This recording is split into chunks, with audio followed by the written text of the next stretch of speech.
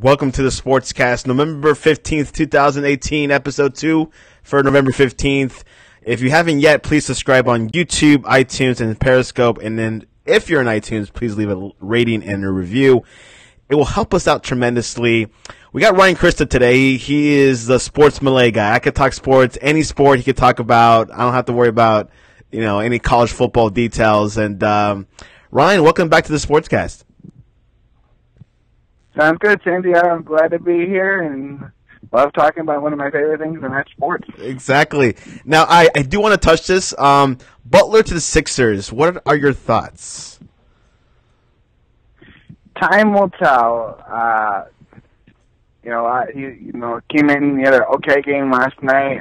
The Sixers did fall to the Magic. Obviously, he can't rate this on one game. Just to see how long he can adjust to playing with Ben Simmons and Joel Embiid. I'm just going to say this, the Sixers desperately need to find more three-point shooting because Jimmy Butler is a decent three-point shooter, not a knockdown three-point shooter. Other than J.J. Redick right now, there's really little of no shooting on this team. They got rid of their two best three-point shooters, and that's Robert Covington and Darko Saric, to get Jimmy Butler. So there's going to be some spacing issues they're going to have to work out. But, on paper, talent, this might be able, if it all works and they can get a piece or two, this may be able to push them over the edge against the Sixers. Do you think... against the Celtics, I'm sorry. Yeah, so who are your top three in order from greatest to weakest? On the Sixers team? No, on the East. On the East, I think it's Sixers, Raptors, Celtics when they're all playing up to their potential. But that thing, on any given day, I think what all comes down to right now, Kawhi is playing good basketball. But when things get tough for Kawhi, he's going to be able to push through, and he's going to care enough to, lay it all on the line this year for the Raptors, knowing that, he's not really invested in the Raptors and probably won't be there next year. Wow. Yeah, that's... I do think that team is well put together. But, on paper, we talk about teams on paper in the NBA, but on paper is one thing, on the court is another thing. And the Celtics, they've just got so many pieces, and this is, years in the making, this team, I know they're not playing probably up to potential right now, and I don't know if Gordon Hayward's playing with a little fear with his leg. Kyrie hasn't been the same, but I think give it time. Give it to the All-Star break. There's if you look at the East, the East is the bottom of the East is literally the biggest dumpster fire you could ever see. Right now I think there's a 5-8 team going to beat the AC if the season ended today. I know there's obviously many months of basketball left to play, but that's any sign that, the East is so top heavy, it's not even funny. Would you think now the East is more exciting and more competitive than the West? The West, the West is interesting because you got Golden State, which is obviously in the league of their own.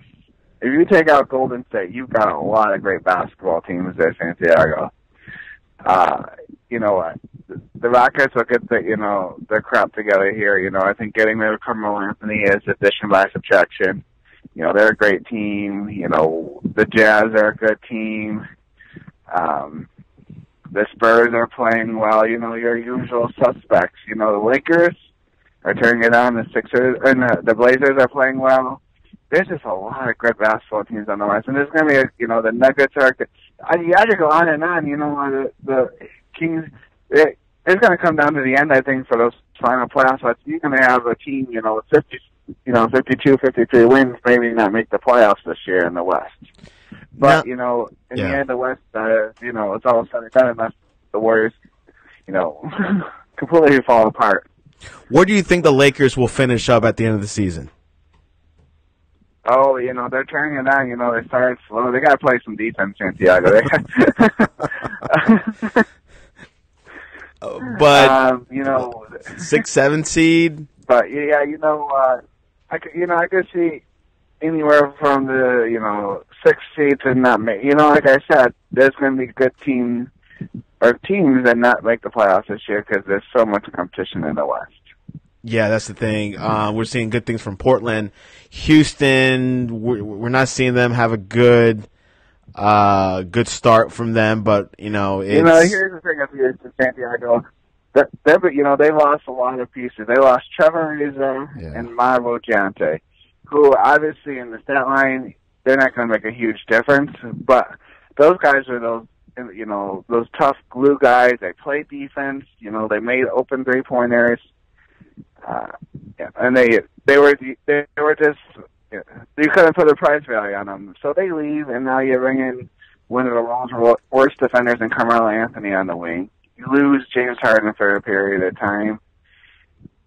And then, most importantly, they lost the best coach on the sideline, and that's Jeff Busick, who basically put together this defense last year that was ranked as one of the highest rated defenses in the NBA.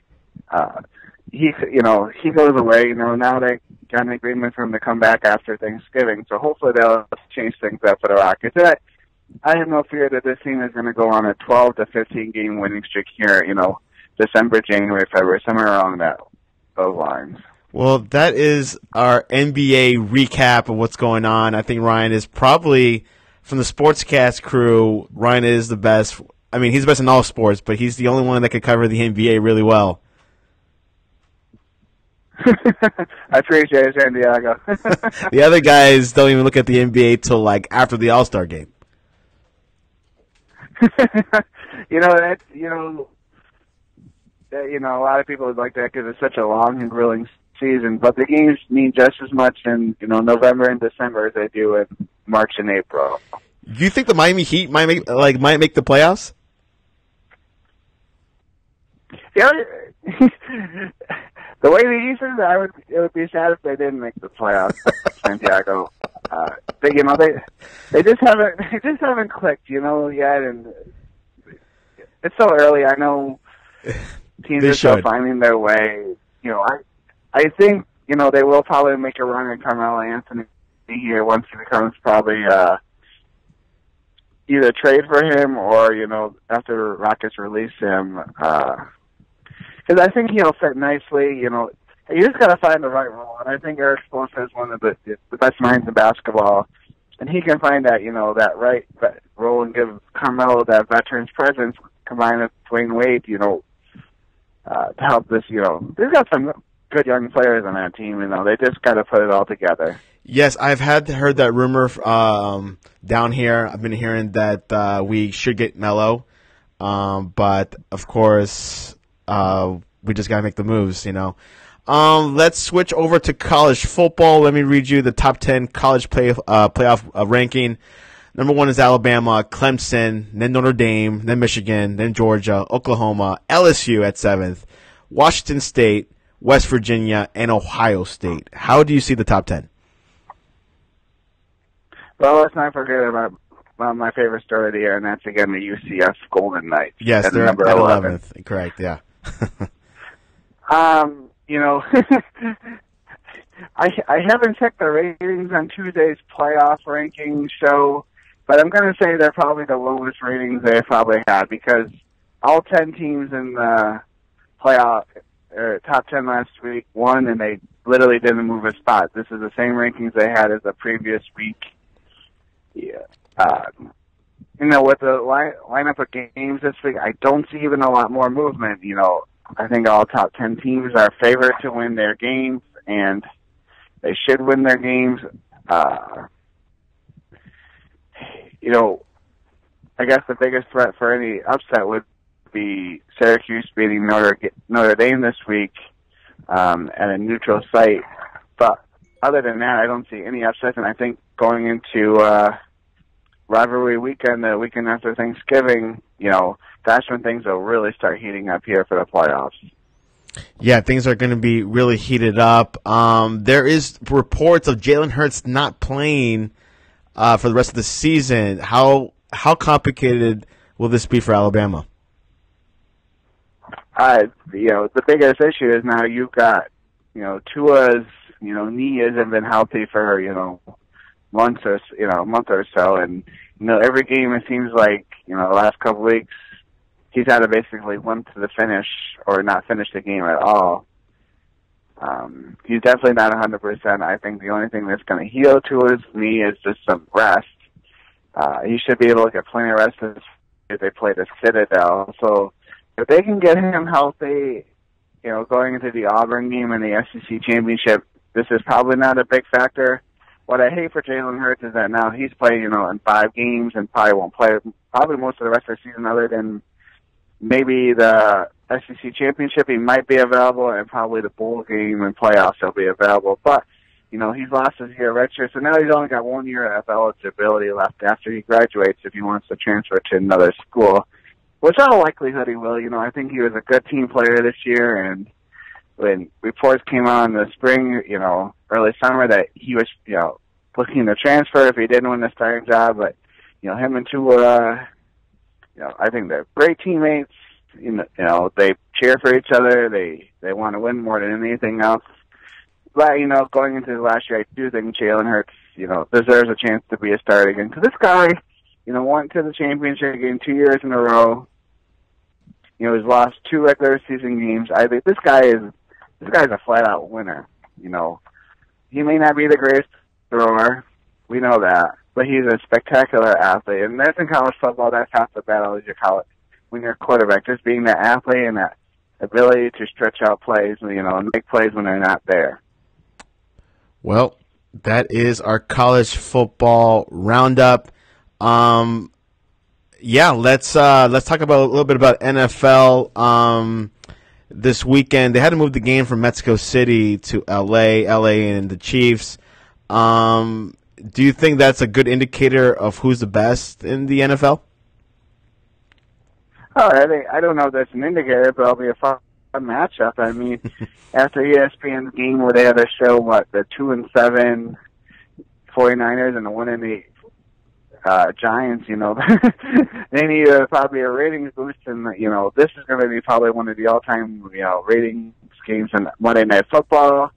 And I think it had an appeal of being played in Mexico City, but for whatever reason, I don't know if the NFL wasn't monitoring the field in Mexico City. All of a sudden pictures showed of it and it looked like a disaster. But you look at some of the fields, in the NFL in November and December, and especially in, Pittsburgh and Cleveland where the weather is terrible and, they use the field not just for NFL games, but for, high school football games. Those fields are a disaster to look at. So I don't know how bad it was, and it's probably not a good look for the NFL. They're trying to market their brand, not just the United States, but, beyond our borders here. And it's probably not a good look for, Mexico City in general that, they can't maintain, their prize field, one field there. So, all around, not really a good look for a lot of people, but that still shouldn't take away from this game being, spectacular. Two offenses that can score, two defenses that aren't playing well all year. So this will be a fun matchup, but in the end, like the Saints and Rams game a couple weeks ago, it was a fun game to watch, but, in the end, those two teams are going to play each other in the NFC Championship. In the end, these two teams can be playing the Super Bowl, which is going to be a lot more fun than, any game played in November. Should be a good treat for Monday Night Football. Are you ready for some game predictions? Let's do it, Santiago. Syracuse versus Notre Dame at Yankee Stadium.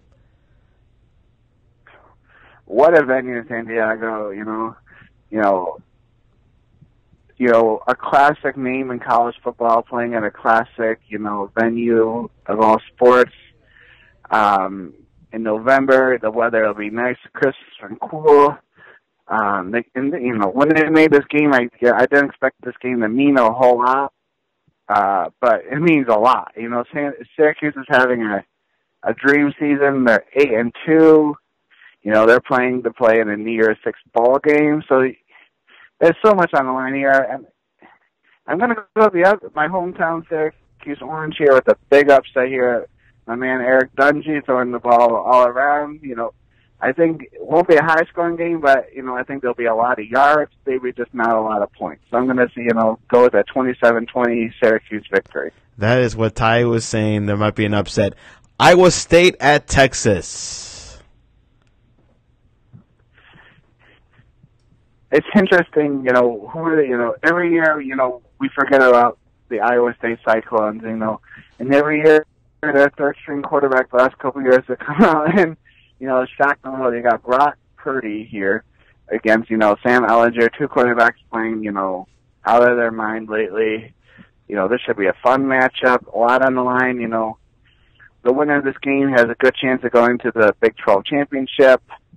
The game's in Austin, so I'm just going to go with the Texas Longhorns. Texas Longhorns wins at home. Cincinnati at UCF. This is, with a lot of, not a lot of high-profile matchups in the Power 5, game day's heading down to Central Florida to speak to kind of showcase not just UCF and their, 22-game winning streak, but showcase a group of 5. The Cincinnati is no team to sneeze at. One of the best defenses in college football. I think this will be, a close game, but I'm going to go with the team with a little bit more history, and that's UCF. UCF continues in their winning streak. Idaho at Florida. I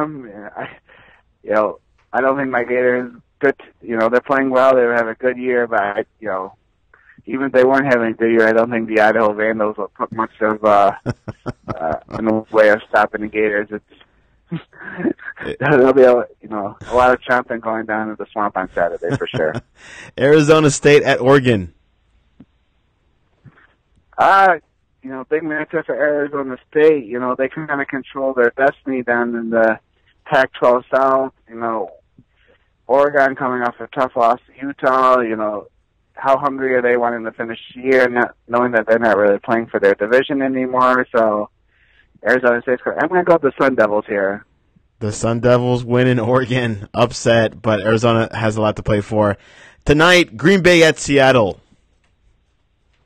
Santiago, before, we go in the NFL, one more upset special here. Okay. With the SEC playing a lot of games against, lower competition, I think there's one team with a low competition that has a great chance of winning this weekend, and that's the University of Alabama at Birmingham Blazers, 9-1. The feel-good story of college football here. This team 3 years ago didn't even exist. And I think they will go into College Station, maybe not win, but they push the Fighting Jimbo Fisher to the end here. Ooh, I did not spy on this game well. Okay, so UAB will pull an upset, hopefully. And back to the NFL, who do you have between the Packers and the Seahawks? 2 weak teams. This is kind of a must-win for these teams to kind of stay relevant here, going towards the stretch run here in the NFL. I tried to go against Aaron Rodgers, but I'm going to go against Aaron Rodgers. I'm going to say Russell Wilson wins a big game here tonight. Yeah, I think both teams have to find a win to stay in the playoff race. And finally, Monday Night Football, Kansas City at the Rams. Well, one of my favorite teams to watch this year has definitely been the Los Angeles Rams. Great coaches, great players. Underachieving defense. I'm going to keep my eye on this defense tonight. They have so much talent. Aaron Donald, Dominican Sue, Marquise Peters. Money's being spent all over the field, but this team, can't stop anything up in the running game. But I think this week, I think they'll make just enough stops to stop Patrick Mahomes at home now. Now it's a home game. I think they will win this game against the Chiefs. The Rams win it at home. Ryan, how can people reach you? Best way is, down on Twitter, Matt Dog Report, 18. Probably tweeting about the Gators, Broncos, Liberty, anything like that. Yeah, Liberty is having a okay season. Ryan, Christa, I really appreciate you coming onto the Sportscast. All right, Santiago, glad to talk. Hopefully be back here soon. Will do, man. See ya.